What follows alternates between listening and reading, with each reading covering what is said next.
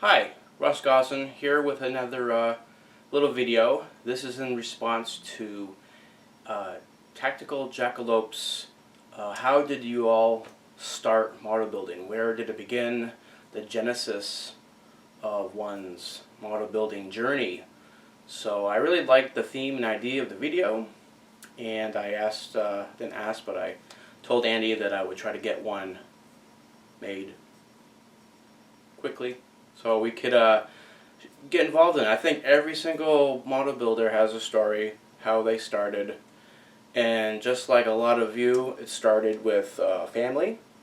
I come from a family of hobbyists. My father enjoys model building like he enjoyed it as a child and early adulthood, and he continues the hobby in model railroading. Lionel trains, American Flyer trains, and the journey goes on. In fact, right behind this wall is a gigantic train layout with mountains and houses and all that stuff, which is quite exciting, which sometime in the future I should probably make a little video. But beyond that, my brothers, they are car enthusiasts and built model cars exclusively throughout their entire lives. Not only as a hobby, but also they do automotive work with real cars and actually restore antique cars from time to time, both personally and professionally. So it's been kind of neat. I think as a rebellious individual, that's probably my plug-in for hobby model building was probably, not into cars, but history. I liked history. I've always enjoyed history. As a small child, I used to sit down and watch the World at War series back in the 80s on PBS. That was fascinating, and also there's always a few history books in the house, so I think that's probably the origin of that. So why not just build historical model building projects? So the first model that I ever got, I think I said something about like, hey Dad, you guys building cars and stuff, cool, is there any kind of like army stuff? So it's like, let's see. So sometime later I got a snap-tight Tiger 1 tank from, I think, Monogram, and let's see if we can get a picture of that. Surprisingly, this kit is still available, and I think I might just pick it up sometime and put all my creative juices into making that into a pretty cool looking Tiger tank. Maybe not in the styrene, but at least painting wise and weathering. That'd be pretty cool. So that was the first build, and it didn't last very long. Like, I was probably 8 years old, 9 years old, so that'd be like 1984, 85. So it probably broke. I think I used it as a toy with my army men for some time until it was no longer, it didn't look like a Tiger tank anymore. But junior high, very similar to Andy's experience. Junior high was a great model building nexus. It's just the right age, 10, 11, 12, just building stuff. I'd get model kits for Christmas or maybe a birthday, and that was a lot of fun. In fact, over that away, I still have my my first workbench, which apparently my father told me it was my grandfather's workbench, where he would build model railroad HO trains. And as a kid, I just used it for model building, so I got a lot of memories. And when I returned back to New Hampshire, the table was still available, so right now I'm using it as my workbench. But what I wanted to say is I still have a few of the kits I built when I was young. And I believe I've shown these videos, or these pieces already in some past videos when I was out in Colorado. But one of my earlier builds was the classic Tamiya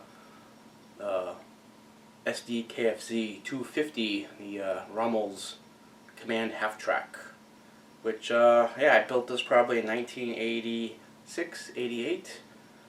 It's traveled halfway through the country, and it did suffer some battle damage. So, but it's pretty cool. I don't know if you can see it too well, but I like it. You know, I'm probably one of the few model builders who still can say I still have a kit from when I was a kid. And what I do want to do is have a nostalgic build sometime. I actually have another copy of this kit and I want to build it again. And kind of have both these side by side as a testimony to the journey of the hobby. Who knows, you know, 30 years from now, I can get another one and see what other kind of crazy stuff I can do. And another piece is this Sherman, which is right here. And it's still holding up. It's definitely dusty and it's lost a lot of parts. And I was going to partake in the 70s group build, and I actually got this kit again, another copy of it. I was going to build it, but I'll do that again some other time. I got way too much going on the workbench and more model building than I deserve. So we'll just put that back here. And the journey, yeah, high school I kind of dropped off. I was very involved in scouting and sports. Not really sports. I wrestled for like 2 years, but I was doing other things. And in college, freshman year, I did a lot of model building. I got a P-47 for Christmas from my dad, and I built that my freshman year, and it served me well. That thing flew in every dorm room I ever had, and I think it had a crash landing one day, and I never put that thing back together, but it was pretty cool.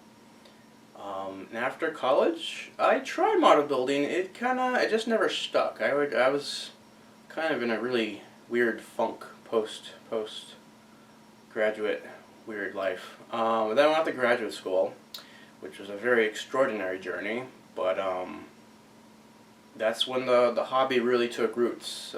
Faculty advisor was a really interesting guy, and really stressed the idea of having an outlet and a hobby to help. You know, keep yourself a little balanced. You know, too much academics can be a real killer.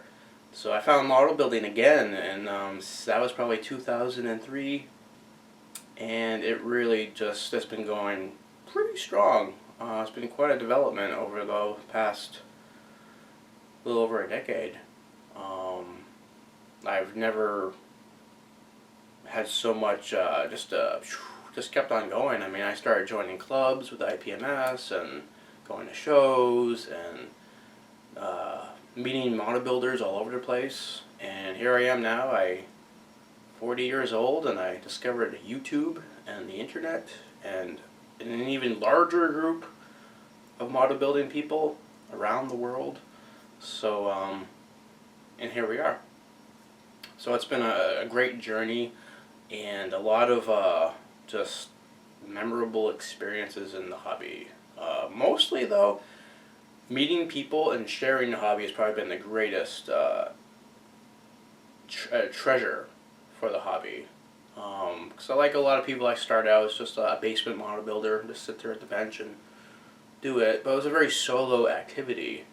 And even some of my friends who don't model build, they still see it as a non-social activity, but social media certainly made it into something. It doesn't have to be that way, especially with even model clubs. You know, there's a group out in Denver.